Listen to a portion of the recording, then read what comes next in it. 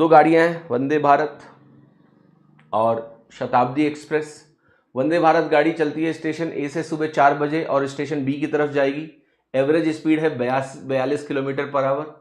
जो शताब्दी एक्सप्रेस है, यहाँ शहताब्दी लिखा है, इट्स शताब्दी एक्सप्रेस नॉट शहताब्दी, ठीक है। Started from station B at 4:25 AM and move towards station A at an average speed of 47 kilometre per hour. If the distance between the stations is 284.5 km, then find at what time the train are going to meet. Good question, but can be done very easily. इसमें देखो करना क्या होता है, सबसे पहला काम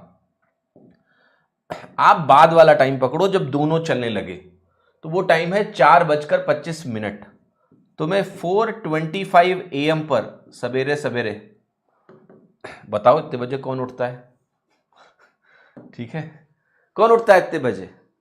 मैं तो आज 3 बजे ही उठ गया था, मैं तो इसके पहले ही उठ गया था। मुझे ना तो वंदे भारत पकड़नी थी ना शताब्दी पकड़नी थी, तब भी मैं 3 बजे उठ गया था आज। ओके, हाँ, और उसके बाद मैंने मोबाइल नहीं उठाया, मोबाइल अभी मैंने आज ऑन ही नहीं किया अपना। और सुबह सोचो इतना टाइम मुझे मिला है, मैंने बुक्स पढ़ी हैं, कुछ काम भी किया है, और अभी तक मैंने अपना फोन ऑन नहीं किया है। ठीक है, सो आप ध्यान से देखना, यहां पर यह दिया हुआ कि भाई वंदे भारत जो ट्रेन है उसकी स्पीड आपको दी है, शताब्दी एक्सप्रेस की स्पीड भी दी है। तो ये वैल्यू हमारी दी है 42 किलोमीटर पर आवर, तो ये हो गया kmph, और ये हो गया हमारा 47 kmph, राइट। अब एक चीज को आपको बहुत ध्यान से देखना है कि भाई हमें देखना है कि ये जो इनके बीच का अंतर है वो अभी कितना है। देखो शुरुआत में वो अंतर था 284.5, ये शुरुआत में था, लेकिन हुआ क्या है कि 25 मिनट ये वंदे भारत ट्रेन चल चुकी है, राइट। समझ में आ रही है बात की नहीं? तो जो 25 मिनट ये ट्रेन चल चुकी है, मुझे देखना पड़ेगा ना कि 25 मिनट में कितनी डिस्टेंस चल चुकी है, वो घटाना है मुझे।